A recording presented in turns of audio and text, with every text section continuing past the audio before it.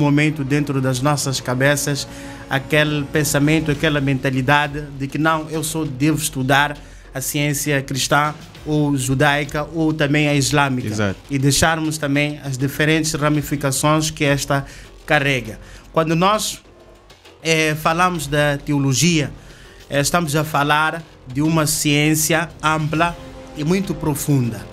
E falar da teologia, segundo o Cipriano de Cartago, nos 3 pilares ocidentais da sociologia humana, ele diz que a teologia vem do grego, que é também feita a sua explanação em 2 palavras, que é theos, que significa Deus, exato, e temos também log ou logos, que significa ciência, estudo ou pesquisa. Exato. Então, estamos a falar de uma ciência que estuda Deus. E quando formos também nas diferentes tipos de definições ou diferentes tipos de abordagens científicas, por exemplo, a de John Henrik, 1950, ele diz que a teologia, ela estuda quem é Deus, como ele se revela para as criaturas, os homens, e como é que é a sua fisionomia, como é que ele é, como é que nós podemos sentir a presença de Deus. Então esta é mais ou menos uma breve introdução daquilo que nós estamos aqui a fazer a sua explanação. E também falar da teologia, nós estamos a falar de uma ciência que podemos também estudar a fé, assim também como a religião. E quando falava de coisas, quando falava da pessoa que lhe fez a explanação em torno da teologia, dos diferentes tipos de ramificações, na verdade a teologia não só está ramificada na parte religiosa, não. Temos a teologia social, que trabalha mesmo com a sociedade, exato, para a mobilização dos princípios morais, da ética, exato, e de boa convivência dentro da nossa sociedade. E esta é a que nós temos de dominar, é a que nós temos de carregar dentro das nossas sociedades, para termos uma sociedade coesa de prosperidade. E temos também a teologia islâmica, que estuda a ciência islâmica, estuda o Alcorão, estuda também o Hadith, estuda também os ditos dos nossos conhecedores. Temos também a teologia cristã, que estuda o cristianismo na sua totalidade. Por que o cristianismo na sua totalidade? Porque os cristãos, quando Jesus ele chegou, nós sabemos muito bem que Jesus de Nazaré, ele nasceu em Palestina. Quando estamos a falar de Palestina, estamos a falar de Jerusalém. Para quem não conhece a localização geográfica, antes dos problemas que nós estamos a presenciar atualmente, das guerras, estamos a falar da faixa de Gaza, estamos a falar também dos judeus. Jesus nasceu em Jerusalém, e ali em Jerusalém ele não foi só uma pessoa que lhe foi dada a oportunidade de expandir para as demais longínquidades. Estamos a falar nos demais países locais, tipo viagens para aí porque fora. Quando voltamos para a Bíblia, nós iremos testemunhar de que Jesus, ele disse: fui enviado para as ovelhas perdidas da casa de Israel. Quando aquela mulher cananeana veio falar com ele a pedir ajuda, porque tinha aquela doença, o filho, né? Então exato, veio falar com Jesus para ver se ele podia verbalizar a situação do seu filho. E Jesus também, ele disse que eu não fui enviado para senão para as ovelhas perdidas da casa de Israel. E quando voltarmos também para a altura em que Jesus estava a fazer a propagação daquilo que é a mensagem de Deus, viviam lá judeus, viviam lá também romanos, viveram lá também persas, diferentes tipos de pessoas. E Jesus não chamou estes, só foi chamar principalmente aqueles que estavam na casa de Israel, assim também como os 12 discípulos que o seguiram, Barnabás, Pedro, José e os demais também. Então temos a ramificação, temos também a teologia judaica, temos a Buda, temos diferentes tipos de teologia, na verdade. Já que temos essa diferença na ramificação da teologia, e nós estamos a falar que a teologia é uma ciência que estuda a essência de Deus, acha que havia uma necessidade de existir ramificação? Por exemplo, o Sr. San fez a teologia complexa, se não composta por todas as religiões. Não é uma ramificação, exatamente, é toda ela, no seu todo. Agora, acha que existe algum sentido para existir essas ramificações, uma vez que poderiam simplesmente estudar Deus? Deus é um todo, é para todos. Qual é a necessidade da criação dessas ramificações na teologia? Na verdade, se voltarmos na história, segundo o Papa Júlio, no século já IV, estamos a falar isso depois de Cristo, a religião cristã naquela altura era completamente uma bagunça. Okay. Porque a forma em que as pessoas compreendiam os versículos ou os ensinamentos dados por Jesus, eles faziam uma interpretação segundo a compreensão de cada um. Então foi a partir da igreja, ela fez um procedimento de criar uma unicidade, criar uma forma de juntar todas as crenças, porque alguns acreditavam que Jesus é filho de Deus, outros acreditavam que Jesus é Deus, outros também acreditavam de que ele é mensageiro de Deus. Então a igreja, o que ela fez? Fez uma fusão, um casamento, juntou todas as ideias e criou uma só única ideia e a colocou como a principal. Então, quando estamos a falar por que esta ramificação da teologia, exato, é para meramente evitar este tipo de comportamento. Por quê? Estamos a falar, não só eu estou a falar aqui, não só da Bíblia, né? Depois também estamos a falar, sim, das demais, né? Só estou a falar isso porque são as mais predominantes dentro da nossa sociedade, essas duas, a cristã e a islâmica. Então queremos falar um pouco dessas duas e também a social também.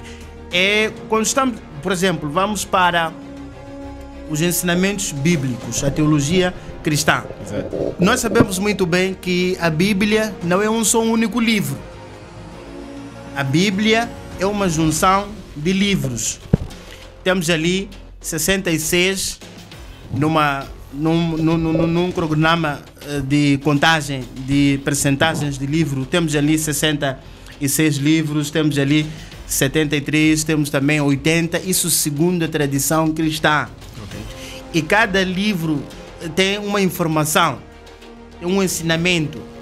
Então, há quem diz que existe a teologia de Paulo, existe a teologia de Pedro, existe a teologia de os outros discípulos de Jesus, né, que o seguiram. Então, quando vamos para o Alcorão, nós temos a teologia islâmica. E nós acreditamos, ou posso dizer, os muçulmanos acreditam de que o Alcorão é só um único livro que foi revelado a Muhammad, que é conhecido como Maomé dentro da teologia. Então, não é um livro que foi dado como opinião de certas pessoas. É um livro que veio diretamente a partir de Deus, isso segundo os ensinamentos islâmicos. Exato. Agora, essas ramificações, elas são sim importantes porque dão saber à sociedade o que é Deus realmente, o que nós podemos compreender com a palavra Deus, porque teríamos nós diferentes tipos de definições e diferentes tipos de compreensão. Claro que até então nós temos há quem adora fogo, há quem também adora montanha, há quem segundo a crença de cada um. Então é muito importante que tenhamos sim essas ramificações para melhor compreendermos a religião. Vamos falar um pouco da Bíblia e a teologia. Qual a diferença existe entre um estudo da Bíblia e um estudo sobre a teologia? Porque me parece que não foge muito sobre esses dois elementos. Vou falar primeiro da Bíblia, assim como o Alcorão, né? Vou falar dos livros da religião. Vou falar do Alcorão como livro da porque são os mais predominantes. Exatamente. Dentro e vou da falar nossa da sociedade. Bíblia como cristão. E depois vamos falar agora da teologia, que é uma ciência que estuda sobre Deus. Ok. O que é que origina a necessidade de existir uma ciência que estuda Deus enquanto existem materiais suficientes que dizem ser inspirados por Deus para o uso humano, que são Bíblias, assim como o Alcorão?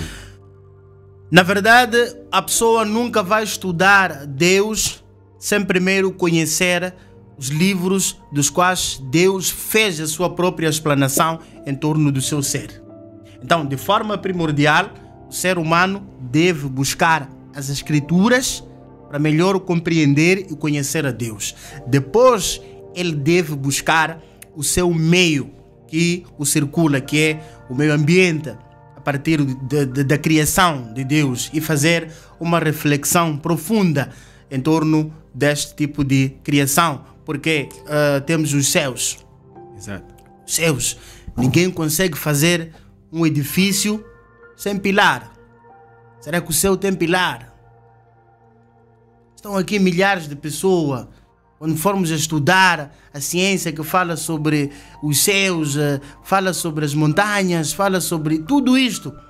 Mas como é que eu estou a fazer uma casa, eu estou a criar um projeto, tenho que ter aquilo, tenho que fazer aquilo, mas será que o céu, como é que ele é? Será que tem pilares? Como é que as montanhas, como é que elas surgiram? O homem, como ele surgiu? É aqui então você vai fazer uma reflexão segundo aquilo que você leu sobre Deus. Então, de forma primordial, o ser humano deve buscar as Escrituras.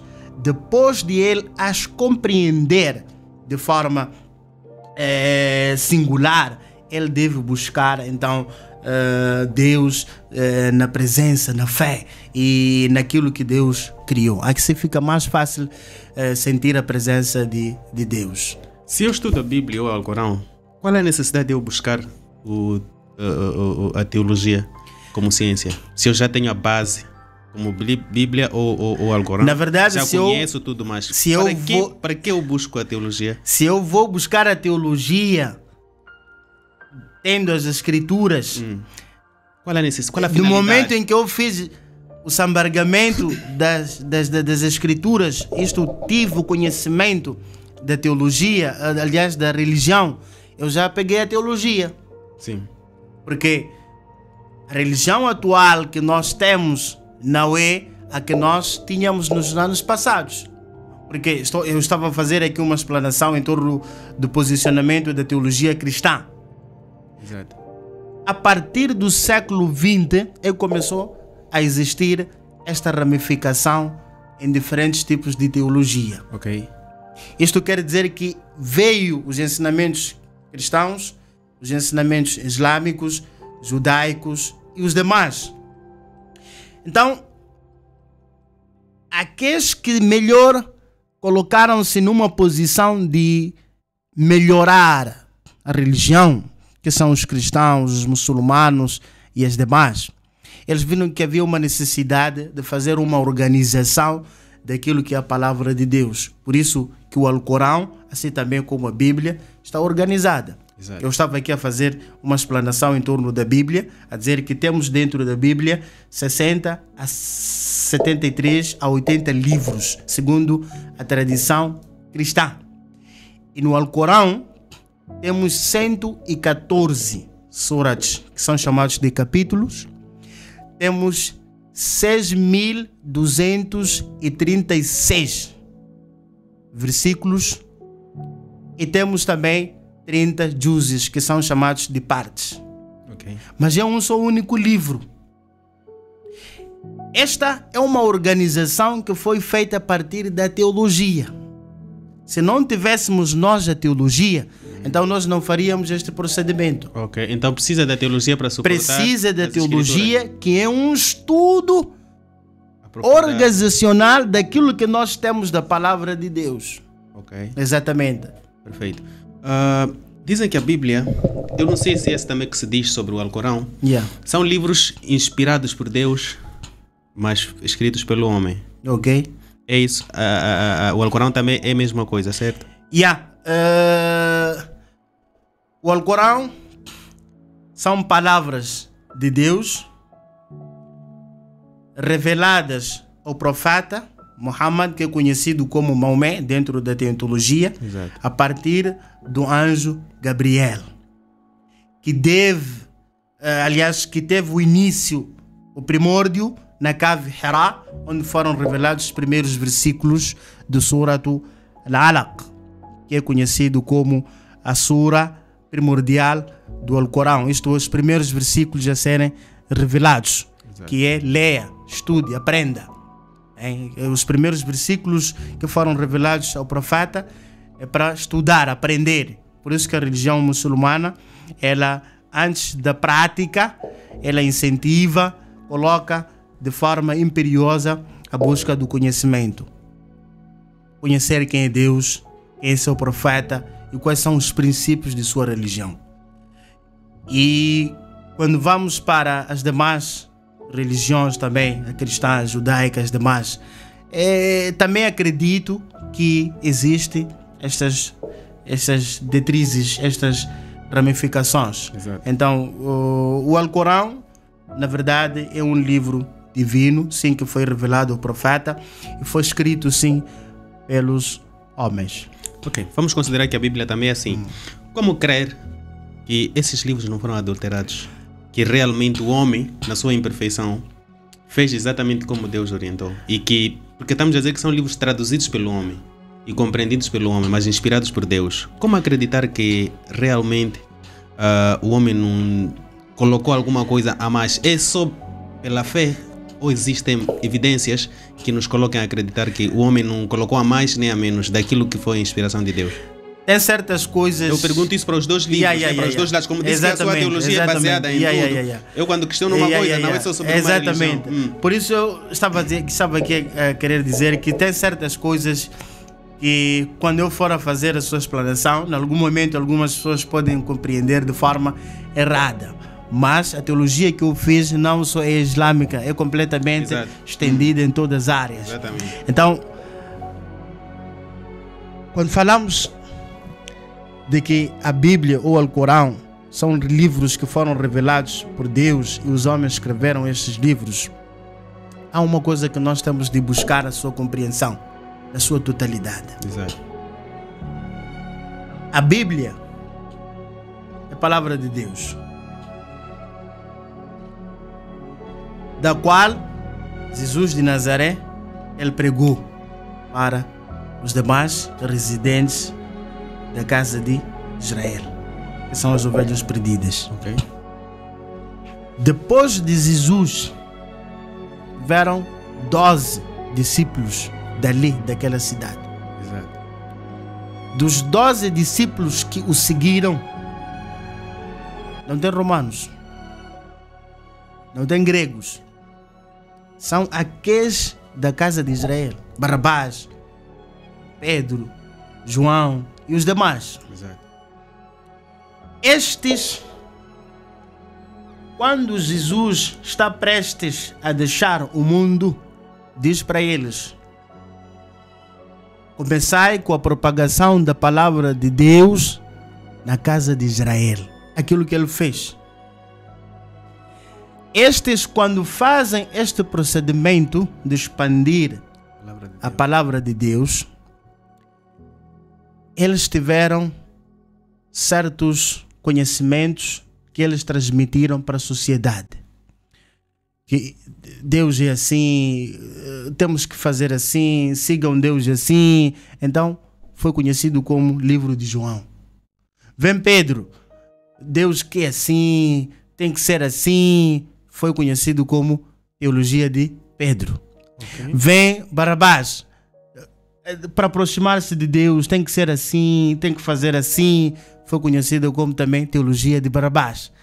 E foi se juntando todas as teologias e foram juntando todos esses conhecimentos num só único lugar, que é a Bíblia. Deixa eu ver se... Para perceber que é uma junção das palavras de Jesus e também dos discípulos de Jesus. Então está me dizer que, resumindo, que a Bíblia não é inspirada por Deus? Não. Essa parte eu não posso. Não, no seu ponto de vista, quando nós estamos um assunto como este é um debate. Mas na sua explanação, parece ficar claro que está a dizer que a Bíblia é junção de ideias humanas. Quer dizer, é junção daquilo que Jesus veio pregando. O que eu quero dizer é de que sim, temos ideias humanas. Na que Bíblia. Vieram dos discípulos de Jesus. Mas então, a Bíblia é... Há quem diz, dos teólogos cristãos, sistemático neste caso, há quem diz de que estes conhecimentos que eles transmitiram e colocaram dentro da Bíblia foram inspirados por Deus. Há quem diz. Há quem diz. Na sua teologia? Exatamente. Na sua... Agora, há que pesquisar dentro da Bíblia. Será que Jesus, ele afirmou de que as palavras que eles colocaram dentro da Bíblia foram inspiradas por Deus? É aqui onde surge esta dúvida. Só que agora eu coloco uma pergunta para si, como alguém que fica na teologia. Okay. Qual é a resposta para essa pergunta? Obviamente que é uma junção de ideias de seres humanos com a palavra de Deus. É uma fusão, é um casamento de conhecimentos humanos que refletem o cotidiano vivido por crentes e uma junção da palavra de Deus. Quer dizer, eles acreditaram em Deus, seguiram a palavra de Deus e, segundo aquilo que eles compreenderam neste intervalo, eles fizeram como palavra de Deus. É isso que eu acredito na minha teologia. Antes de passarmos para o Corão, o que vai acontecer se eu acordar amanhã, produzir um livro, publicitar e dizer que eu fui inspirado por Deus? O que faria as pessoas não acreditarem? O que lhes faz acreditar que a Bíblia foi inspirada por Deus? Sobretudo, falamos dos apóstolos. Qual seria a diferença? Um livro produzido por mim e dizer que fui inspirado por Deus. Dormi, Deus veio, inspirou-me e eu amanheci e escrevi. Qual seria a diferença desse meu livro e o livro Bíblia? Uma vez estamos a dizer que é um livro que foi produzido pela mistura de ideias dos apóstolos que seguiram Jesus. Qual seria a diferença desses dois livros? Ou estamos a nos basear apenas na fé? De que, ouvimos, então vamos acreditar. The Coach não seria o primeiro. Cacó Felipe já o fez. Honório Cutano já o fez. John Williams já o fez. Acreditamos nesses livros? Espera, estou a vir. Eles já o fizeram. Temos o livro de Cacó Felipe, do Honório Cutano. Eles acordaram de um dia para o outro e disseram: eu sou profeta. Exato. Será que um profeta, nós, os teólogos, estudamos a teologia para negar este tipo de conhecimento, este tipo de crença, este tipo de argumento? Porque maior parte dos cristãos dizem que até então existe sim profecia. Se eu venho e faço a propagação da palavra de Deus, eles consideram a mim como profeta. Mas eu penso diferente. Por quê? Eu posso fazer a propagação da mensagem de Deus por orientação do profeta que fez aquele procedimento, mas não diz que eu sou profeta. Porque Pedro, Barrabás, João e os demais seriam profetas. Quem sou eu, Sani? Quem é de Coche para ser profeta e Pedro, Barrabás e os outros não serem profetas? Se viveram com Jesus, aprenderam com Jesus. Então, por que eu e não eles? Então vamos dizer, os livros de Honório Cutano e John Williams são livros falsos, ou eles são profetas falsos? Obviamente. Por que essas práticas, no seu entender? Por que eles dizem ser profetas e produzirem livros e ainda continuarem na sociedade sem um julgamento ou sem uma profunda análise sobre o que eles fazem e colocar no devido lugar? Em tempos atuais, onde a ciência está expandida, onde temos a globalização também dos demais conhecimentos, seja religioso, assim também como científico, Obviamente que iremos presenciar tais pessoas, mesmo depois dele também irão existir pessoas semelhantes que irão propagar este tipo de mensagem. Então, o que eu digo para a sociedade: buscai aprender, na verdade, o que é religião. Buscai aprender quem é Deus. Porque nós não podemos acreditar numa coisa sem primeiro buscarmos o conhecimento. O conhecimento liberta-nos de muita coisa. O ser humano foi dado uma capacidade muito ampla, diferente dos animais. O ser humano foi dado uma capacidade da qual Deus irá o questionar para quem acredita que o amanhã existe, que é o cérebro, o raciocínio. Este não é para usar só para coisas banais, não. Devemos usar o cérebro para coisas também importantes, coisas sérias. Então, todo ser humano é convidado a buscar o conhecimento, aprender, pesquisar, aprofundar a sua religião. Quais são no seu entender, qual é a finalidade de práticas como desses senhores que nós mencionamos aqui? Para mim, Honório Cutano, Cacó Felipe, John Williams e os demais são falsos profetas. Qual é a finalidade deles? Na religião, não se brinca com a palavra de Deus. Qualquer tipo de pessoa que se assemelhar ou buscar ser aquilo que ele não é e morrer com esse comportamento vai para o inferno. O que nos faz acreditar que são falsos? Porque nos tempos atuais não existem profetas. Existem pessoas que fazem a propagação daquilo que é a palavra de Deus. São coisas diferentes. Pregador e profeta são coisas diferentes. Profeta é escolhido por Deus. Por que via? E depois de Deus o escolher como profeta, Deus é quem diz que sim, existe profeta. E a profecia já foi selada. Mas qual é o meio que Deus usa para escolher profeta? O que nos faz não acreditar que Joe Williams, entre outros, não são profetas? Qual é o meio usado? Nas demais escrituras, se formos a voltar para o Alcorão, diz que a profecia já foi selada por Muhammad, conhecido como Maomé na teologia. Ok? E quando vamos também para a cristã, diz que Jesus, ele propagou a mensagem de Deus. E depois vieram os discípulos que fizeram este procedimento. Então, obviamente, que Jesus fez o seu trabalho e os que vieram depois dele como seguidores, também fizeram o trabalho. Então, os que forem a vir também, sigam o mesmo caminho, mas não digam que são profetas. São coisas diferentes.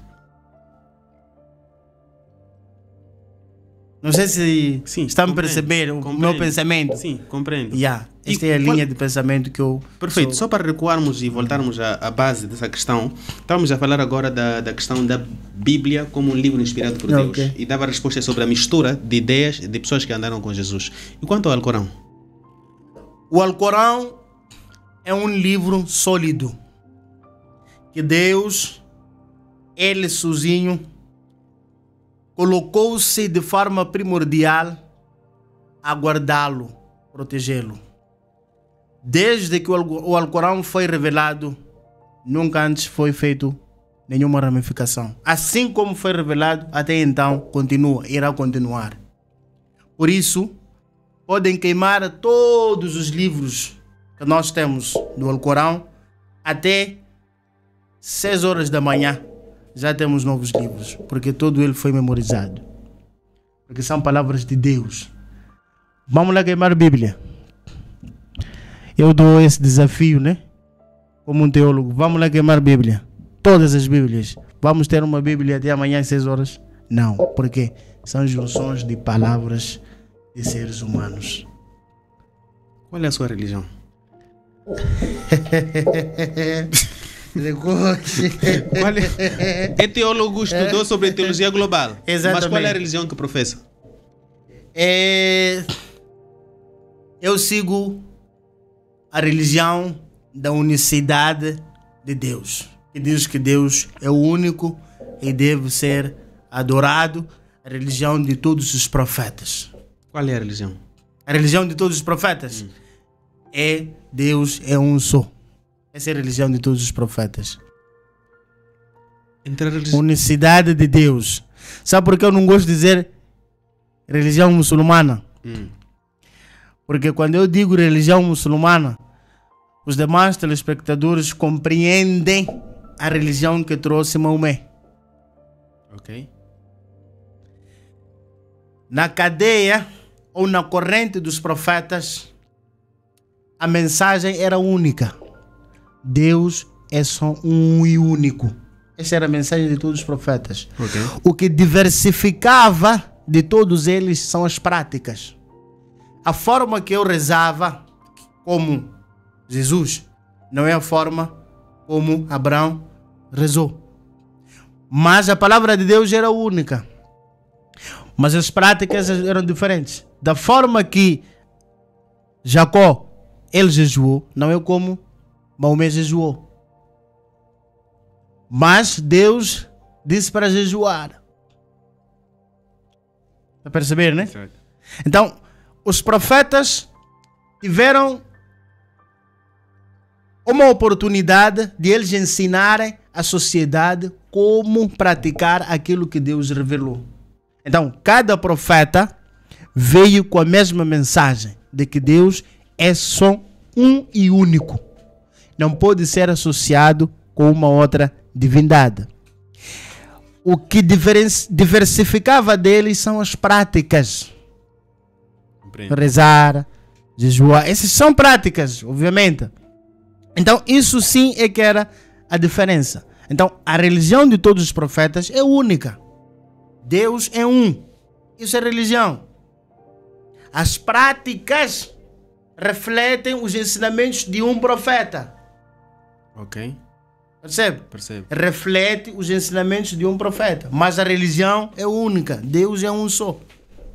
O que difere da religião muçulmana? Então, não há nenhum profeta que nós devemos humilhar ou ir contra ele, fazer campanha contra ele. Não. Todos os profetas são de Deus. Os verdadeiros, claro, né? Os mencionados no Alcorão, na Bíblia. Exato. Esses sim devem ser seguidos. O que difere da religião muçulmana e cristã? Muita coisa. Quais seriam? Pelo menos os mais essenciais. O que difere? O que torna uma diferente da outra. Uma vez que a religião, na sua globalidade, consiste em conhecer a verdade sobre Deus. Mas então, o que difere essas duas religiões? O pensamento cristão tradicional ainda é predominante dentro da nossa sociedade. 3 tipos de pensamentos, crenças, ainda são predominantes. A primeira, a que Jesus é Deus.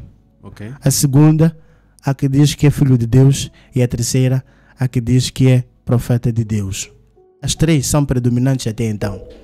Há cristãos que acreditam que Jesus é Deus. Há quem diz que é filho de Deus. E há quem diz que é profeta de Deus. No século XX, quando vem a teologia, vem banir as demais 2 e deixar uma. De Exato. que Jesus é profeta de Deus. Isso estamos a falar a Igreja Católica. Jesus é profeta de Deus. Profeta de Deus. Não é filho. Não é filho E não é Deus. e não é Deus. Mas a Bíblia diz que diz, Mas diz outra coisa. Mas depois, o que a Bíblia diz? Que Jesus é Deus. Jesus é Deus? Sim. Onde é que está escrito? Jesus é Deus. Eu... Onde é que está Ah, escrito? você lá. Não, mas... Não, vamos. Como estamos, temos 1h30, não é isso? Vamos. É que alguns livros, Jesus é Deus. Outros livros, Jesus é filho de Deus. Na Bíblia, Jesus diz: não chamareis a ninguém de Deus, senão o que está nos céus. Pode pesquisar. A Bíblia descreve Jesus como o Filho de Deus, que veio à Terra para salvar a humanidade. Este é um pensamento de uma área. Que área nos referimos? Alguns cristãos, não todos. Mas essa é a resposta global. Os católicos não acreditam Para os católicos, de que Jesus é Deus. Sim, para os católicos, Jesus é quem? É profeta de Deus. Profeta de Deus. E para outras religiões, para outras igrejas? Para outras igrejas, é filho de Deus, é Deus. E qual é a verdade para a teologia? Para a teologia, é profeta de Deus. Então, essa discrepância de informações para quem estudou a teologia e para quem é cristão ou muçulmano não criam rivalidade ou distorção daquilo que é a centralidade da necessidade? Estes conhecimentos existiram antes da teologia e a teologia, quando chegou, quis unir Exato. a todos num só único pensamento. Então, há quem seguiu este pensamento e há quem não seguiu. Por exemplo, nós estamos a falar, vamos agora para dezembro, né? Pouco tempo agora. Vamos ver Natal. Se formos a ver a festividade de Natal, não tem nenhum enquadramento dentro da Bíblia. Não há nenhuma data que diz que Jesus nasceu no dia... Qual é o dia? 25 de 25, né? 24, Dezembro. 25. Não encontra. 25 de dezembro era festejado pelos povos pagãos. E era chamado de Natalis Invictus Solis. Era celebrada o nascimento de Deus do Sol. A Igreja Católica, no século IV, sob o Império Romano, ela ressignificou o significado desta data como a data do nascimento de Jesus, para chamar os povos pagãos a abraçarem o cristianismo. São métodos, vias. Então é uma política. É uma política. Não que seja realidade. Política cristã. De chamar certas pessoas pagãs a abraçarem a religião cristã. É isso que É aconteceu. isso que aconteceu. Então 25 de dezembro Então- não é celebrado na verdade o nascimento de Jesus. Não. Nem o ressuscitado. Não. É uma data ressignificada. Era festejado o Natalis Invictus Solis, o nascimento do Deus invencível. Quando a Igreja Católica viu que maior número das pessoas existentes eram pagãos, ela ressignificou. Fez com que aquela data fosse a data do nascimento de Jesus de Nazaré, para eles abraçarem o cristianismo. E funcionou. Ai, tanta coisa. Agora, E tem uma coisa. Em 1963, a Coca-Cola, estás a ver aquela roupa vermelha? Chamamos de a roupa de Pai Noel, né? exatamente. Pai Natal. Dia Pai Natal. A igreja, a Coca-Cola deu aquela roupa como uma campanha publicitária para Pai Noel. Só que muitos não sabem. Deu à Igreja Católica. Primeiro, a roupa que usava o bispo, que era conhecido como São Nicolau, era um bispo que distribuía presentes para crianças carenciadas. Este bispo São Nicolau é o que é tomado como homenagem ao Pai Natal. O Pai Natal faz homenagem ao bispo São Nicolau. Ok. Então, a roupa que este bispo ele trajava não era vermelha, era marrom e verde. Quem deu a roupa vermelha ao Pai Natal foi a Coca-Cola, como uma campanha publicitária. Teologia, né?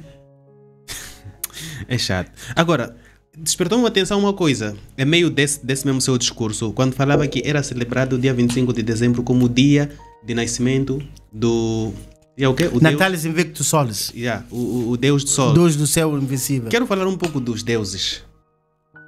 Temos um Deus que nós consideramos Deus Criador. E temos diversos deuses. Fale um pouco dessa narrativa. O que é isso? De existir um Deus e existirem deuses. Costumo ouvir falar de deuses africanos, Deus de pedra, Deus do Buda, sei lá quantos. Explica-me melhor, em função da teologia, o que significa existir um Deus, que é Deus, God, e existirem deuses diversos. Um grupo acreditando nesses deuses e um grupo acreditando no único Deus. Segundo o cientista Eric Silence, 1950, o autor do livro Linguagem de Deus, The Language of God. Ele diz que Deus é sólido, é único, em todas as suas qualidades. Ok? Não nasceu, não foi nascido. Isto é, não gerou, não foi gerado. De onde veio? Perguntar de onde veio Deus é buscar geração ou família de Deus. Deus está a dizer não nasceu e não foi nascido. É Deus esse então. Sim, mas qual é a sua origem? Se você quer buscar a origem de uma coisa, é porque essa pessoa tem precedentes. Que respostas nós teríamos se questionássemos isso? Vieram beduínos que viviam no mato e disseram ao profeta Muhammad, Maomé, como muitos chamam na teologia, disseram: Muhammad, fale-nos do seu Deus. E foram revelados os seguintes versículos: diga, Deus é único. Deus é soberano.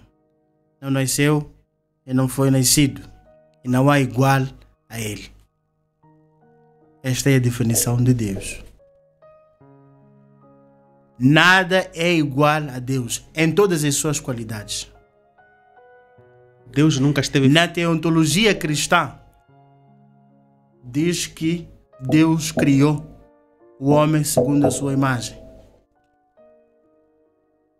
Deus criou o homem segundo a sua imagem. Decoche, você acredita que Deus é como nós?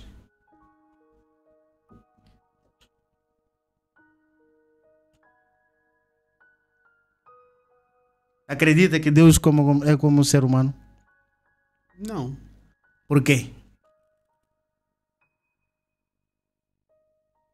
Seu poder. O homem é diminutivo. Para o árabe chama-se naqs. É diminutivo. Deus é completo.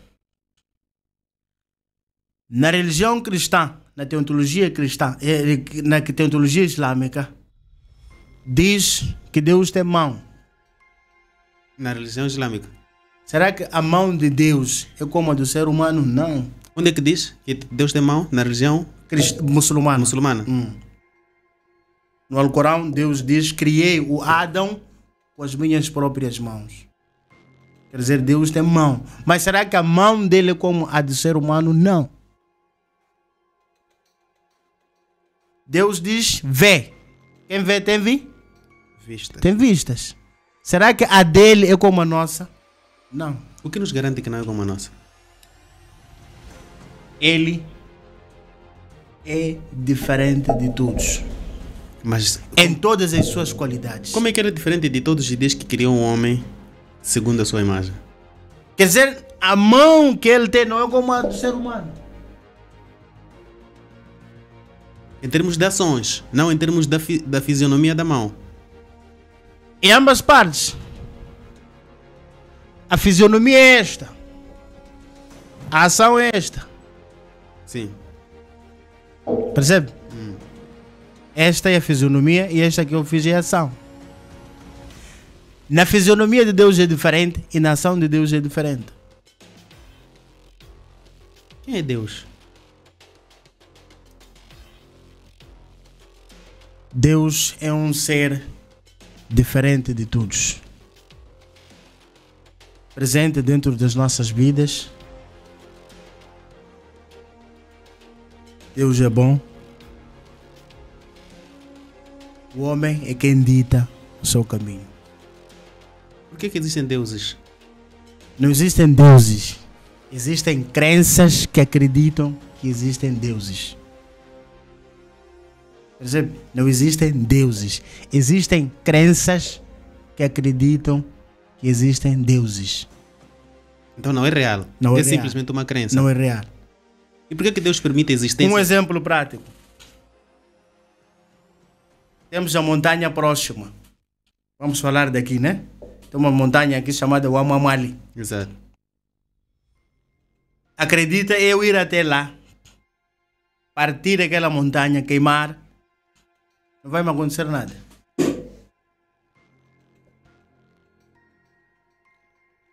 Eu ir até a casinha de um curandeiro, onde ele vai fazer suas adorações, suas práticas, onde ele considera Deus ali. Eu tirar aqueles panos, queimar, rasgar, não vai me acontecer nada.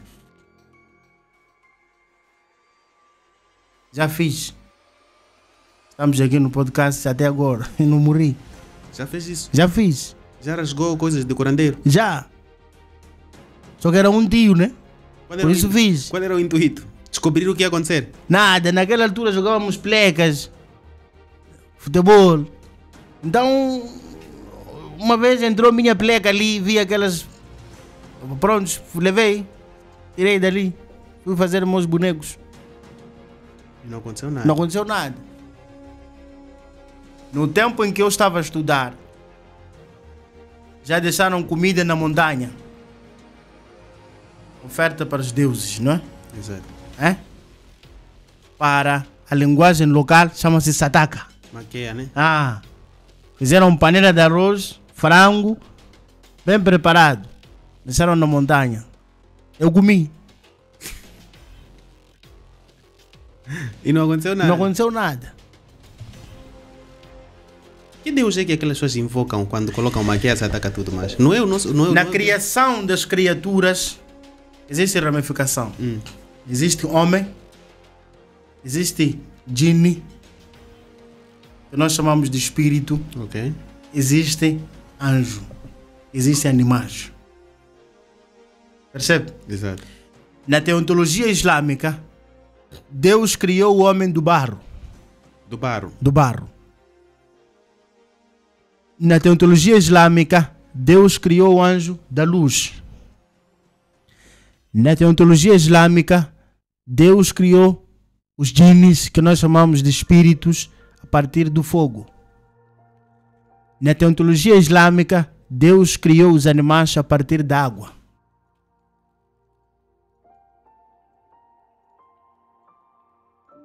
E na teologia cristã? Na teologia cristã é diferente. O que diz a teologia cristã? Quando a criação do homem, dos anjos, dos animais? Quando a criação do homem tem diversas opiniões. Não é única. Não é única.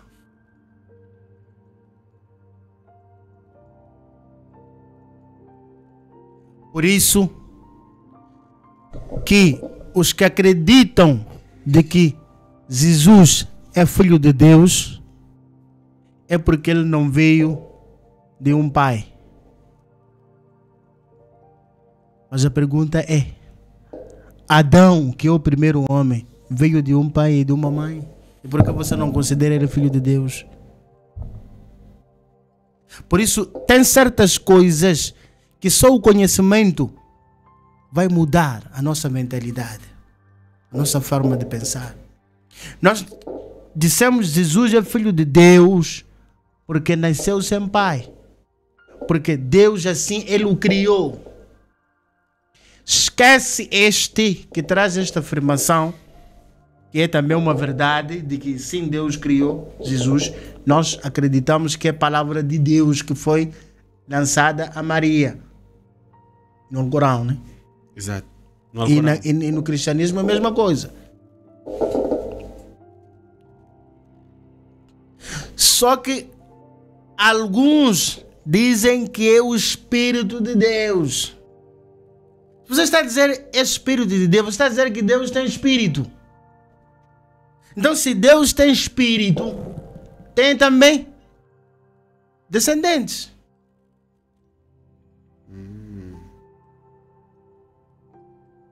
Ele não está sozinho. Ele é incapaz de fazer algo sozinho. Se ele tem Espírito. Então a teologia nega que Jesus é o Espírito de Deus. É isso? Nega. Nega porque Deus é Deus. Deus é Deus. Não tem descendentes, não tem familiares. Porque tem certas coisas que... Porque vamos lá, a teologia nas ramificações, por exemplo, na teologia sistemática. Na teologia sistemática é onde aprendemos as diferentes ramificações da fé e da religião. Por exemplo, os que acreditam de que Jesus é filho de Deus, eles esquecem-se de que existiram criaturas que foram criadas com mais milagre do que Jesus. Anjo não tem contacto carnal.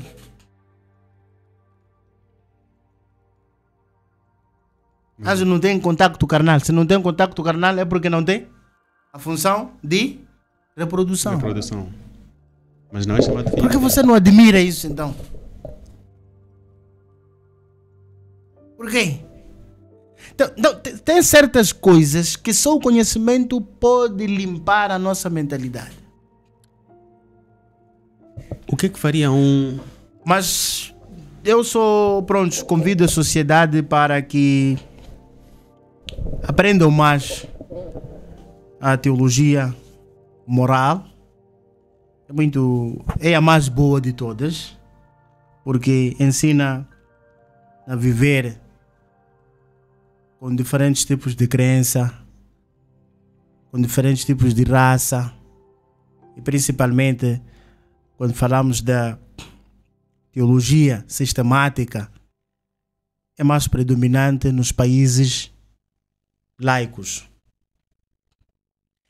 É mais predominante nos países laicos ou seculares, porque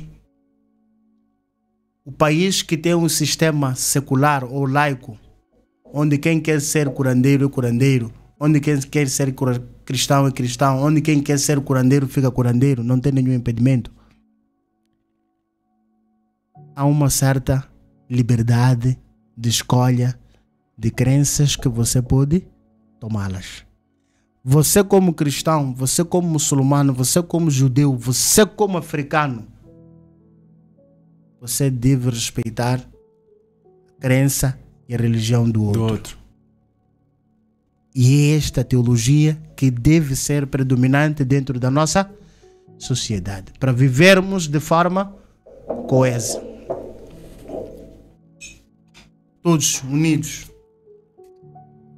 Respeitar um ao outro. Valorizar a crença do outro.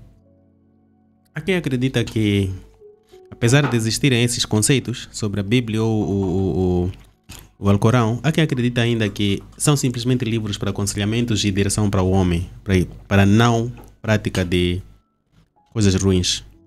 O que dizer para essas pessoas? Se não tivesse esses ensinamentos, o ser humano viveria como um animal. Então está a concordar que a Bíblia e o Alcorão simplesmente são livros para direção? Como não? As pessoas precisam saber que quando fala-se da palavra de Deus, não é só adore Deus. Porque pessoas compreendem religião como adoração. Religião não é só adoração. Okay. É a formalização do homem, para que o homem não viva como um animal. Exato. Vem formar um ser completo. Essa é a missão principal da religião. Esta é a missão de todos os profetas, orientar o homem a viver com uma mentalidade sã. Onde o nosso presidente ir à mídia e dizer: a partir de hoje eu já não sou presidente deste país, e todos aqueles que estavam sob o meu comando já estão livres, não estão nos seus setores de trabalho. O que seria esse país? Uma balbúrdia. Guerras, disputas, o forte iria levar do fraco. Tudo isso nós iríamos presenciar. Um caos total. Por quê? Não tem regras. Então a religião vem pôr o homem a viver com base em regras. Por isso a religião muçulmana, a religião cristã são religiões de princípios, normas e regras. E tudo aquilo que nós praticamos dentro delas, seguimos um padrão de vida. Não só idealizamos, estamos a praticar, não. Seguimos um padrão de vida. É o modelo de vida. Trilhamos aí. Okay. O ser humano sem a palavra de Deus vive como animal. Porque a palavra de Deus ensina-se a respeitar os seus pais. Ensina-se a viver com diferentes tipos de pessoas. Seja rico, pobre. A religião ensina-se a ser humilde.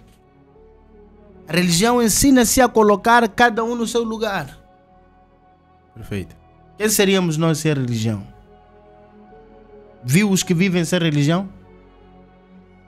Viu os que vivem sem religião? Vi. Alguns deles estão bem. Estão bem em termos de Vida. okay. Vida. Como o quê? São humanos como nós. Difícil. Você pode encontrar alguém sem religião. Não descobrir. Depois, todo aquele que não acredita nos princípios de Deus e vive com uma mentalidade e uma crença de que Deus não existe e não há regras de vida, vive como um animal.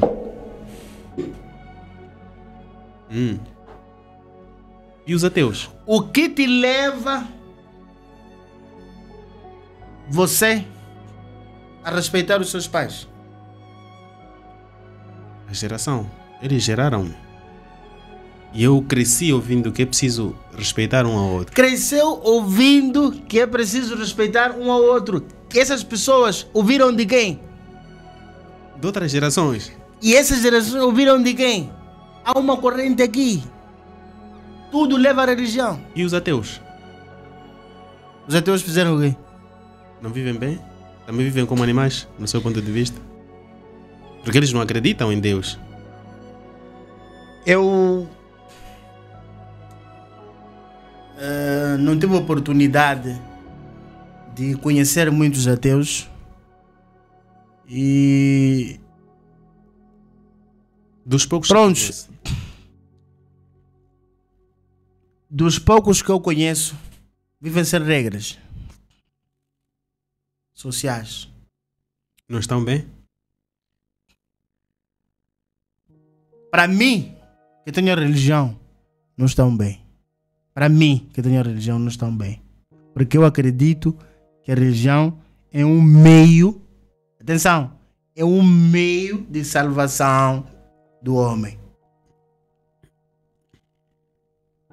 E estes não têm religião. Práticas que eles forem a fazê-las, obviamente que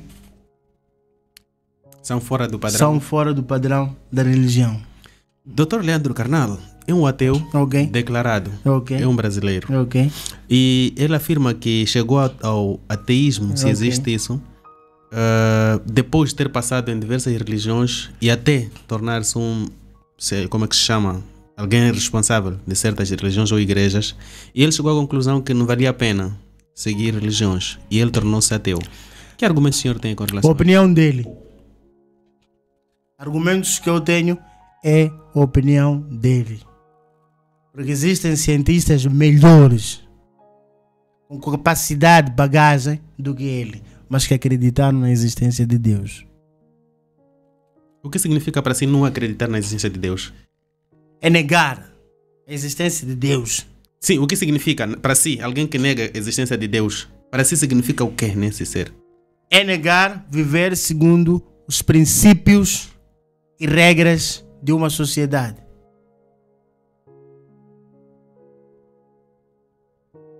E por que Deus permite essas coisas?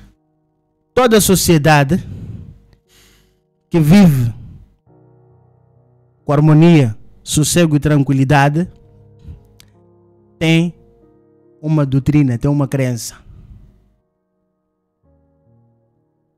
Okay. E esta crença trava certas coisas que podiam acontecer dentro da sociedade.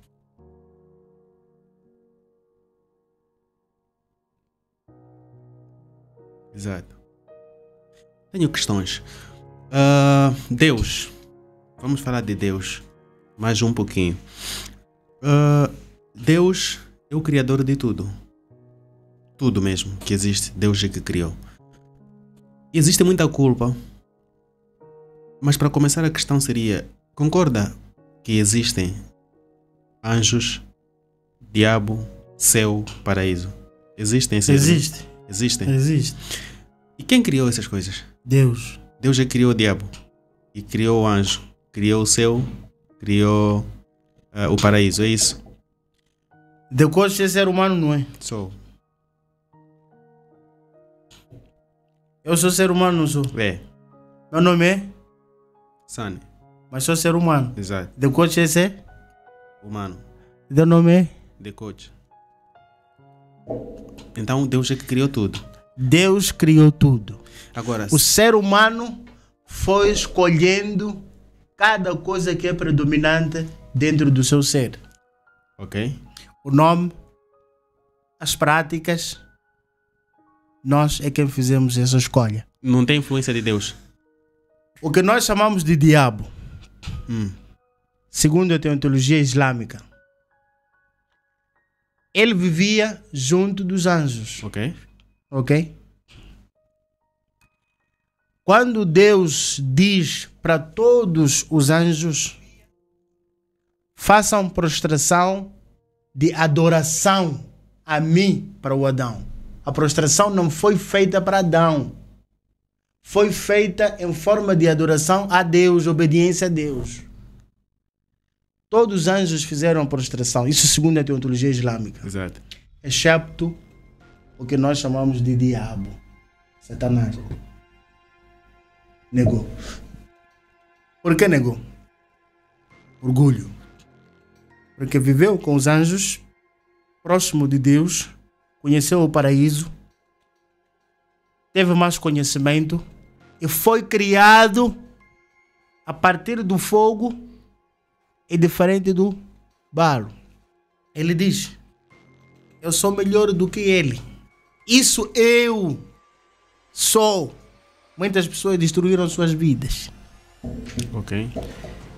Eu sou. Quem é você? Eu sou. Quem é você? Você não vai à casa de banho. Você não fica doente. Você morre e deixa tudo. Nenhuma credencial você leva dentro de sua sepultura. Quem é você? Deus mata. Matar de prejudicar. Matar de prejudicar não existe. Acidente. Agora mesmo, senhor, vamos sair daqui, vou acompanhar o senhor. O que existe é diferentes tipos de mortes. Sim, mas uma morte dolorosa, que nós humanos pensamos dolorosas, podem ser resultado de Deus. Ou, melhor, eu posso colocar da melhor forma. Aí já estamos a falar eu quero da colocar, predestinação. Sim, quero colocar melhor a minha questão. Que ações que o ser humano considera não boas, que são da responsabilidade de Deus, e quais são da responsabilidade do diabo? Dentro da teologia islâmica, existe a predestinação, que é chamada de Mubram, a sólida, e tem a Mu'allaq.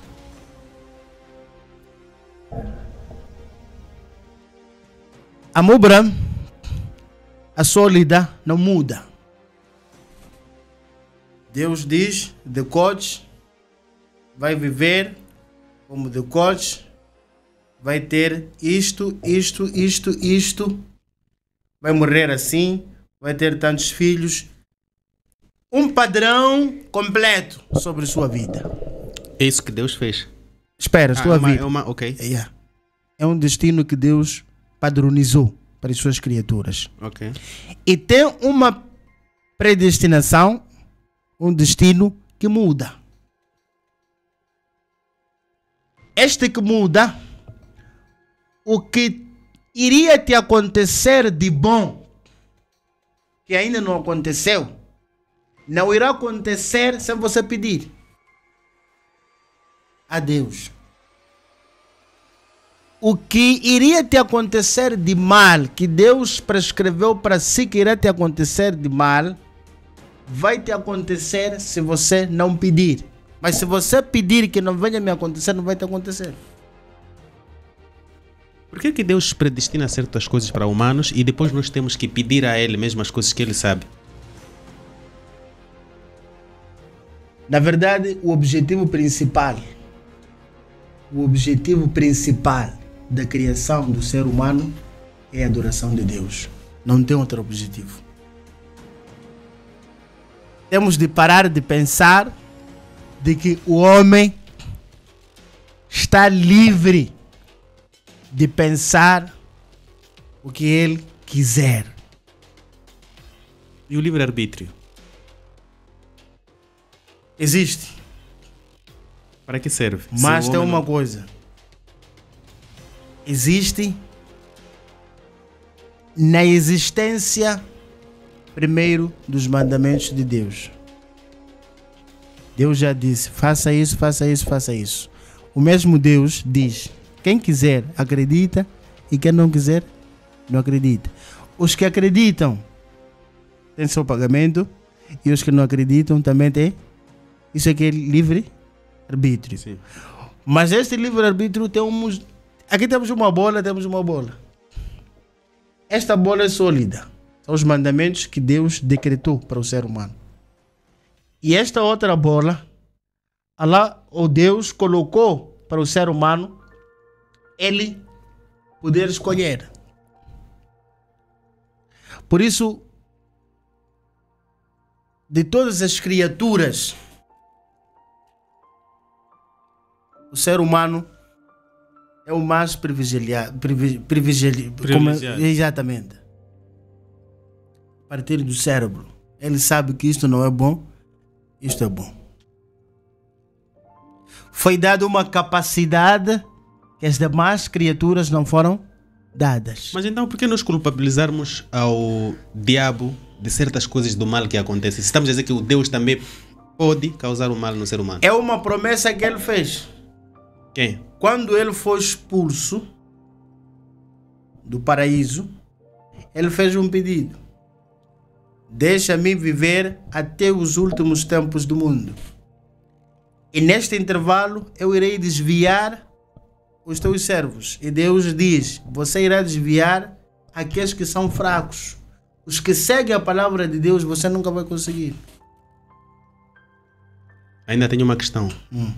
Por que culpabilizar a todas as coisas que acontecem do mal na vida humana enquanto vivos ao diabo, sabendo que mesmo Deus faz o mal para os seres humanos? Deus faz o mal para os seres humanos? Sim. Nada. Não faz? Não faz. Deus não pune? Vai punir segundo as suas escolhas. Sim, mas então isso é o quê? Não é ele não te fez o mal, você se fez o mal. Mas olha, faz uma coisa. O senhor sai agora, por exemplo. Eu saio agora, por exemplo, né? Depois. Tenho aqui 1000 meticais. Exato. Faz lá um trabalho para mim. E o trabalho é este. Leva esta bola, vá deixar na casa do meu filho. Exato. Estou a te pagar. Está aqui seu pagamento. Exato. 1000 meticais. Se você fazê-lo, recebe. Exato. Se você não fazê-lo, não recebe. Pronto. Mas tem uma coisa aí. Deus prejudica sim ou não? Esse 1000 meticais seria teu, não é verdade? Sim. Você negou. Negou no momento em que você não fez o trabalho. Diz uma coisa. Então, Deus está a dizer para si, faça isto. Você não faz.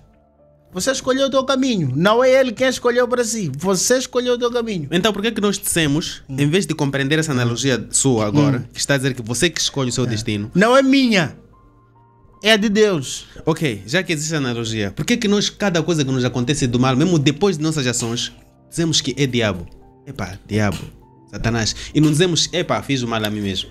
Para os que acreditam no amanhã, depois do julgamento, o próprio diabo dirá, não culpai a mim, culpai a vós mesmos. Por quê? Porque o ser humano foi dado esta capacidade de ele distinguir o bem e o mal. Diversificar que isto é bom e isto é errado. Você teve esta capacidade de fazê-lo e você não o fez. Por quê? Negligência.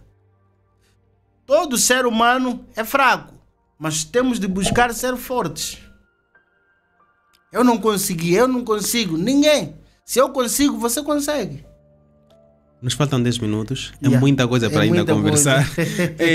Eu tenho mais questões, mas vou para uma questão mais central, sobre vida após a morte. Onde é que realmente vão as pessoas que morrem desde a existência humana? Na teologia islâmica e na cristã, temos 3 tipos de vida. Okay. Assim também como na judaica.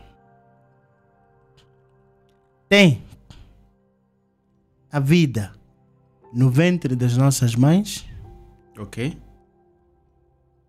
Vivemos num intervalo de 9 meses no ventre das nossas mães. Estamos vivos naquele momento. A ação. Estamos vivos. Estamos conectados com Deus. Estamos a comer. Estamos conectados com Deus. Estamos conectados com Deus. Com tudo. Tudo. E há um pacto lá dentro. Depois que o ser ganha vida. Depois dos 3 meses. Exato. Por isso que dentro da teologia cristã e muçulmana é proibido fazer o aborto depois dos 3 meses. Depois o bebê ganhar vida. Ok. Essa é a primeira vida. Exato. Tem a segunda vida, que é esta. Ok, do mundo. Do mundo. Diferente do ventre. E tem a terceira, que é a da sepultura, que faz fusão com lá onde é? Deus falou. Onde é? Amanhã, né? Yeah. Ok. Na sepultura tem vida. Tem vida. Tem vida. Mas não com o físico. O corpo humano é uma junção de membros orgânicos e espiritual. Ok. Isto não é nada. Por isso ninguém deve se orgulhar pela cor da pele. Ok. Ninguém deve se achar superior ao outro pela cor da pele. Porque quando eu morro e passo naquele procedimento de transformação, tudo é igual. Isto apodrece, vai embora e fica as nossas almas. Quando diz Deus, salvai a vós mesmos e aos vossos familiares da jena do fogo infernal, é salvar sua alma e da sua família. Ok. Por isso, depois da retirada da alma, você não acredita em Deus. Por quê? Se depois que a pessoa morre, o corpo ainda mantém, por que não movimenta?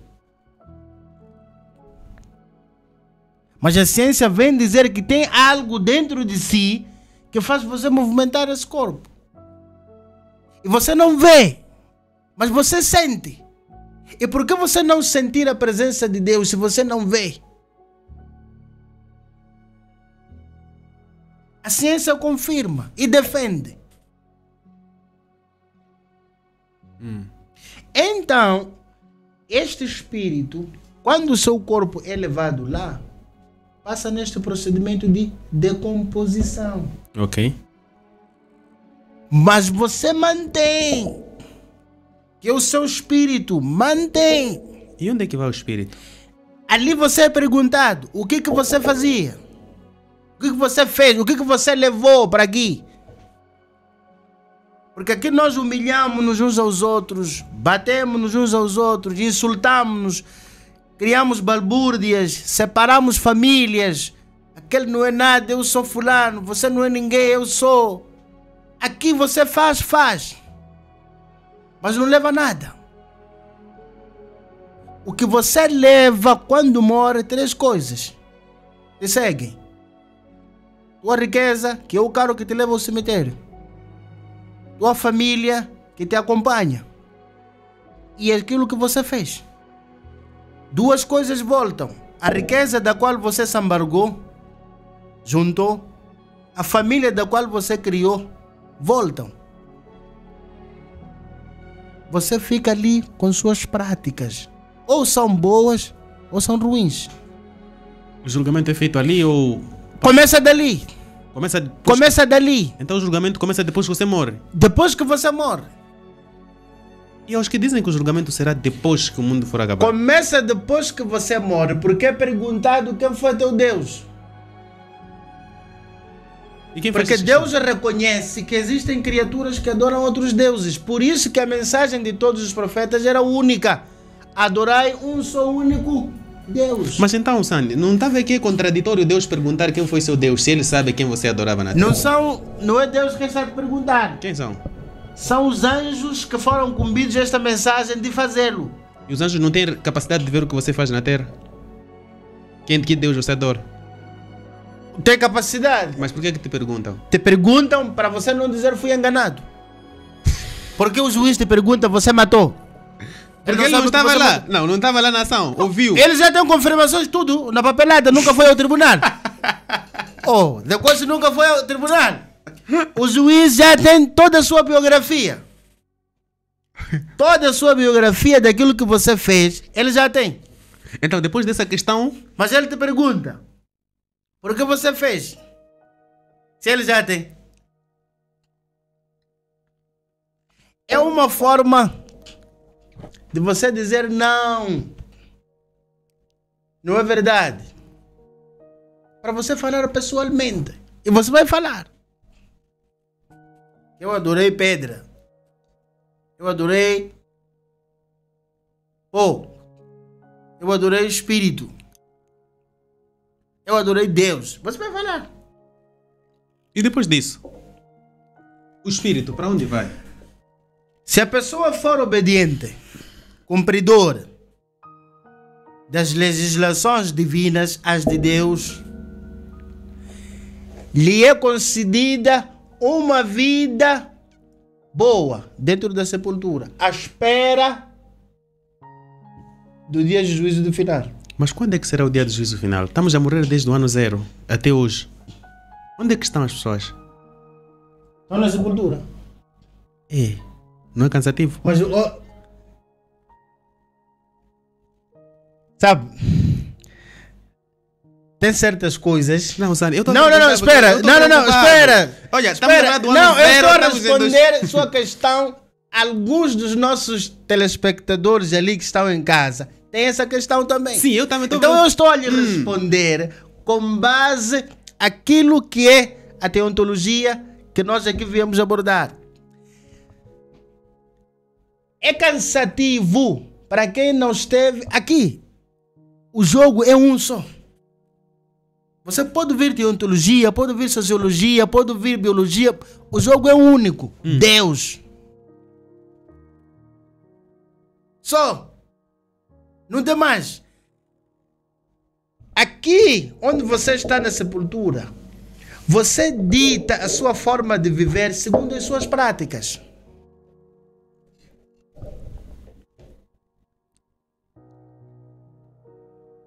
Dita a forma que você vive segundo as suas práticas.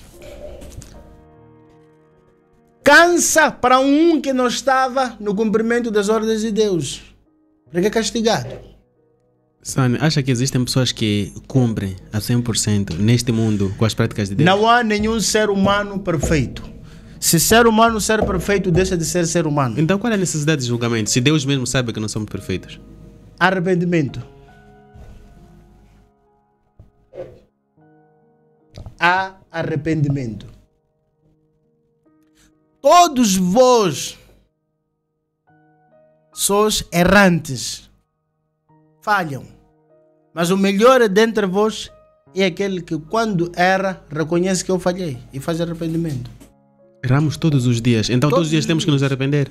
Faça. Arrependimento é o quê? Precisa você levantar? Não. Arrependimento é você dizer que isto não é bom. Deixo. Para fazer arrependimento não é preciso você ir para um maulana ou ir para um pastor ou para ir um bispo. Não. Faça você. Eu fiz isto, não é bom. Deus, perdoa-me. Não vou fazê-lo mais. Tenho última questão. Nos restam aqui 1 minuto, se não. Qual era a questão mesmo? Existe o céu? Existe o céu? Existe. Se estamos a dizer que Deus fez o homem segundo a sua imagem, Deus tem a forma do homem, Deus está em todo o sítio. Onde é que é o céu?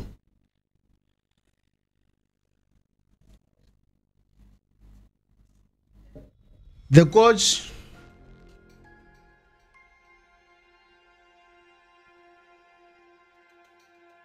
sabe que daqui a nada vai receber.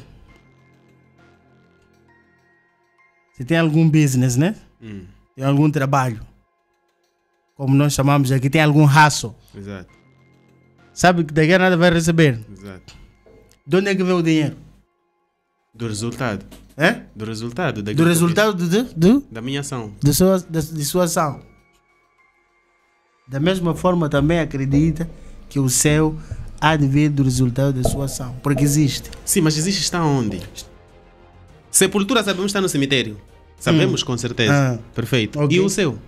A terra está aqui, estamos a viver. Então o céu é lá onde estamos a olhar. Consegue ver o céu ou não? Não, eu não sei se aquilo é céu ou é uma estrutura. Estou a falar do céu onde vão pessoas após a morte, que diz a Bíblia. Sim, o céu há que compreender. Não estou a falar do céu estrutura. Céu da sua fisionomia. Não. Estou a falar do céu onde vão pessoas após a morte. Onde dizem que vou morrer, vou para o céu. Os seus, na verdade. Eu como chamo. The coach estudou teologia. Ou já ouviu falar? Sim. Quantos céus tem? Ou geografia estudou? Quantos céus tem? Céus ou planetas? Céus. Não sei. Só sei que existe um céu. Sim. Planetas? São 8. 8. Sim.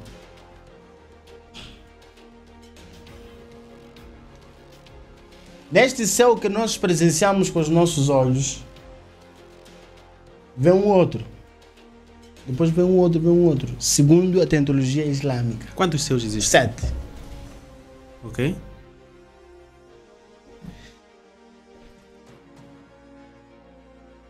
Depois do 7º céu,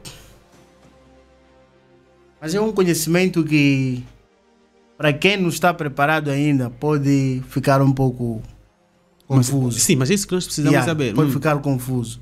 Depois do 7º céu, tem água. Ok. Depois da água, tem um trono.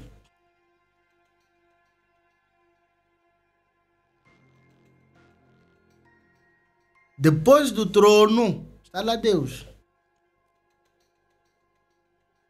Então Deus não está em todo sítio, como se diz? Deus está em todo sítio com o seu conhecimento. Não com a sua estrutura. Não com a sua estrutura. Se você dizer Deus está em todo lado, você está a dizer que Deus está na casa de banho. Deus está em todo lado com o seu conhecimento.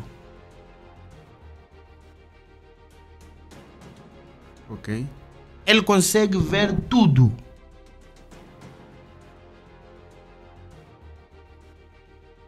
Até aquele que acha que ninguém está a ver a mim, Deus está a ver todos. Perfeito. E Deus movimenta. A sua estrutura física? Física. Movimenta? Movimenta. Na teologia islâmica, em todas as noites, Deus desce até o primeiro céu e grita: quem tem dificuldade da vida, tem uma preocupação a colocá-la para eu aliviar. A que horas? Na terceira parte da noite. Terceira parte da noite, falamos de que horas? 1, 2. É a hora que Deus desce até primeiro o céu e pergunta a quem tem dificuldade. E só vai sentir isto quem acordou e colocou com sinceridade a sua preocupação para Deus. Depois do resultado, ele vai sentir que realmente é verdade. É melhor hora para rezar? Melhor hora. 1 hora? Enquanto os outros estão a dormir. Melhor hora. 1, 2 horas. É a hora em que Deus está perto de nós. Na verdade, Deus está perto do ser humano, mas que a sua própria veia jugular. Sim, mas pelo menos a estrutura física aproxima. Segundo os ensinamentos, a melhor hora para você pedir a Deus é esta hora. Ok. Perfeito. Eu acho que são muitas perguntas, mas só vou colocar a última mesmo. Depois vai deixar suas últimas considerações. Por que é que nós nascemos se depois vamos morrer? Existe uma coisa seguinte. Deus, ou melhor, Jesus foi pregado na cruz em salvação ao ser humano. Segundo a teologia cristã, Jesus foi pregado na cruz. Na teologia muçulmana, Jesus não foi pregado? Não foi.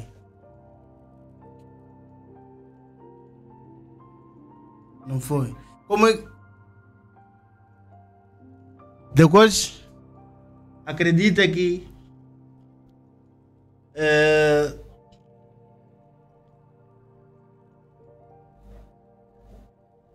Jesus foi pregado na cruz, não é? Não é sobre. Não, estou a falar sobre pronto, os dizeres, numa né? fisionomia, sim. num pensamento exato. amplo, né?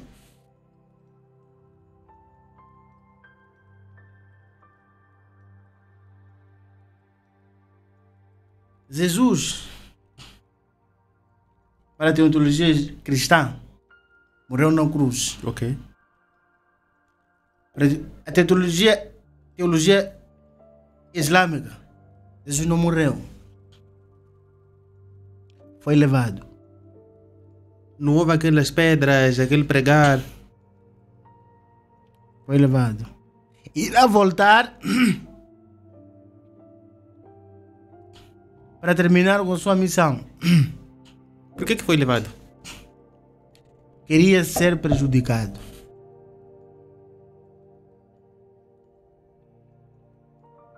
Quando Jesus vem, encontrou crenças. Ok. Todo profeta, quando chega, encontrou crenças.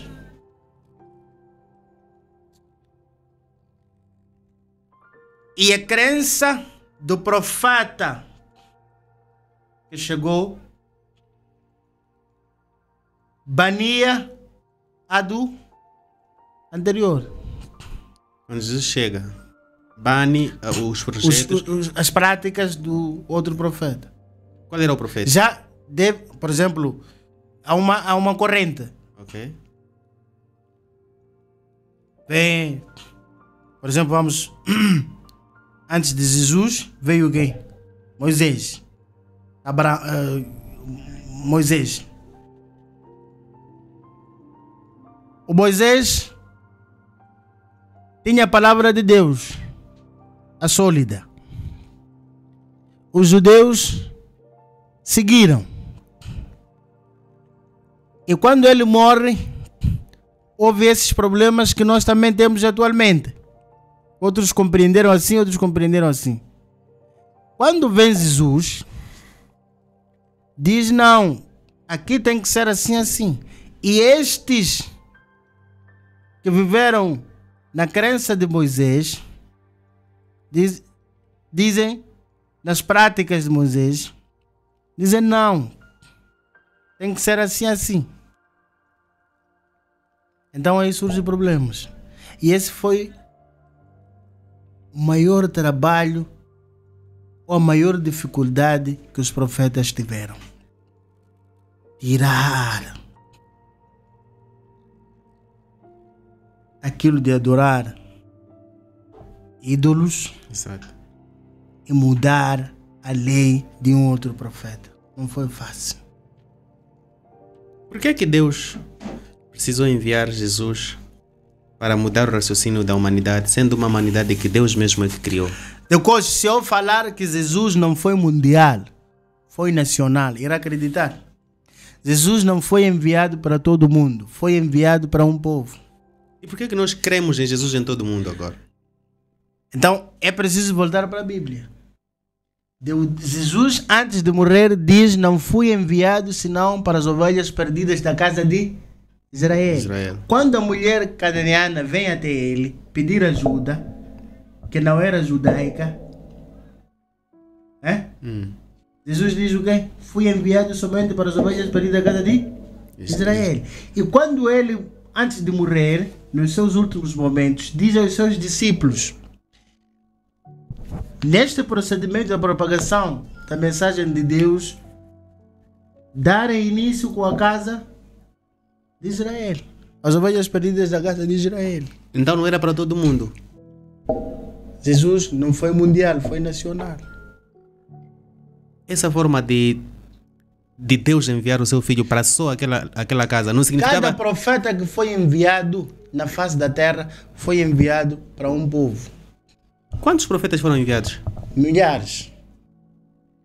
Então Jesus é parte dos profetas. É parte dos profetas. Que foram enviados... Que foram enviados por Deus. E por que a Bíblia não fala de outros profetas? Fala. Como não falar? Fala. Mas fala mais de Jesus. Na sua concreta narração. A Bíblia fala de Abraão, fala de Salomão, fala de José, fala de muitos profetas. Só que os cristãos querem centralizar a Bíblia sobre Jesus. Porque cada profeta tinha sua lei. Por isso eu digo, não existem diferentes tipos de religião. A religião é única. O que existe são diferentes tipos de lei. O que é religião? Deus é só um e único. Adorai a Ele e não o associai. Isso é religião. Faça assim, assim, assim. Reze assim, assim, assim. É lei. Perfeito. A última pergunta para fechar. Quero falar um pouco de ofertórios. Ofertas feitas para diversas religiões. Por que tanto gasto, tantas ofertas, retirada de dinheiro dos pobres para os que já têm em igrejas ou nas religiões? O que diz a teologia em meio a essas práticas? Tem ofertas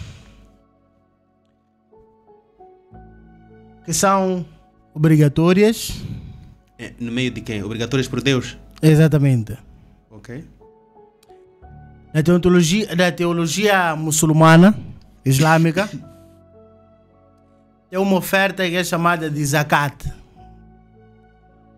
É uma percentagem de 2,5% daquilo que nós sambragamos durante o ano, da nossa riqueza. 2,5%? 2,5%. Em termos de percentagem. Ok.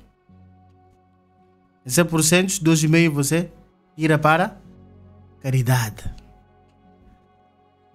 O que está por detrás disto? Para purificar a sua riqueza e purificar a si. E cumprir com uma ordem de Deus. E existe a que nós chamamos de caridade normal. Ok. Depois precisa mais de um AC aqui. E eu tenho. Vem lá amanhã, leva lá estou a te dar. Como amigo. Depois precisa de gasolina. Leva lá, eu estou a te dar como um amigo. Uma caridade normal que eu estou a fazer. Mas com a intenção de ganhar diante de Deus. Ok. Agora, tem certas coisas que nós temos de saber. Ela não é obrigatória. A caridade. A caridade. Tem aqui obrigatória para a teologia islâmica e tem a caridade que não é obrigatória. Esta obrigatória na teologia islâmica é para quem tem condição, os ricos. Exato. Ou os, por exemplo, eu sou um agrônomo. Consegui, na minha machamba, 2 hectares ou 1 hectare. Daquilo que eu consegui, dos 10 sacos, tenho que tirar uma percentagem, dar a quem não tem, para também ele criar um projeto. Já ver como é, né? Agora você obrigar a pessoa a tirar, ela mesmo não tendo, aí já não é ofertório. Você está a roubar. Exato. É a roubar. Por isso, todo pregador da palavra de Deus deve trabalhar. Ok. Jesus trabalhou. Foi carpinteiro. Você só quer usar terno, só gravata. Ah, Deus, irmãos, tirem. Jesus, que você considera ele como teu mensageiro ou teu Deus, trabalhou para ganhar o seu pão. Você não segue essa parte por quê? Ah, não, tem que viver, não é problema o que eles crentes dão. Não é problema assim. Você deve trabalhar, faz parte da religião. Mas não se diz que os pastores, os padres não podem trabalhar porque devem se concentrar ao ensinamento aos crentes? Você acredita que em 24 horas ele está a ensinar? Não, ele é robô? Não, mas é o que se diz, né? Ele que é robô, é um rebote. Todo ser humano deve trabalhar. As escrituras dizem: o ser humano não coloca melhor comida no seu estômago do que a que ele conseguiu a partir de suas próprias mãos. Cria projetos que irão te dar dinheiro. Você mesmo sentado em casa, você sabe que eu tenho dinheiro depois daqui. Fazer um projeto, você mesmo sentado em casa, você dorme até 8 horas, 9 horas. Você sabe que depois daqui eu vou ter dinheiro. Perfeito. Epa, pessoal, vocês estavam a nos acompanhar. É muita matéria. Por mim sentava aqui mais 2 horas de tempo. Mas temos um cronograma aqui. É 1h30 e extrapolamos. Eu vou pedir, assim, meu caro, para despedir-se através dessa câmera. Se tiver alguma coisa que nós não abordamos, gostava de transmitir como mensagem, tem o espaço, tem o tempo e depois eu despeço. Deixando as minhas últimas considerações, caro irmão, irmã, assim também sociedade em geral, vamos apostar na busca do conhecimento, vamos pesquisar, buscar mais aprender sobre as nossas crenças, sobre o nosso meio que está conosco também, é muito importante. E queria também deixar um forte abraço para o nosso irmão Bocum, um dos homens que eu mais respeito também na área dessa parte da teologia social. Ele é uma das pessoas que trabalha arduamente para unir a sociedade, ajuda muitas pessoas. Que Deus abençoe ele e que faça dele um dos residentes da Casa da Eternidade. E também deixar um forte abraço para minha esposa, acredito que também nesta hora já está a acompanhar, a minha filha também, Calissa, os meus filhos, Wesley, Ian, o George, os demais também, a tia Teresa e os demais também, um forte abraço e estamos juntos. Pronto, estamos juntos. Nós encerramos essa edição do Quem Vai Ouvir e quero acreditar que tu que entraste agora vais poder ver diversos cortes na internet. Estamos no Facebook, YouTube e no TikTok como Norte Podcast.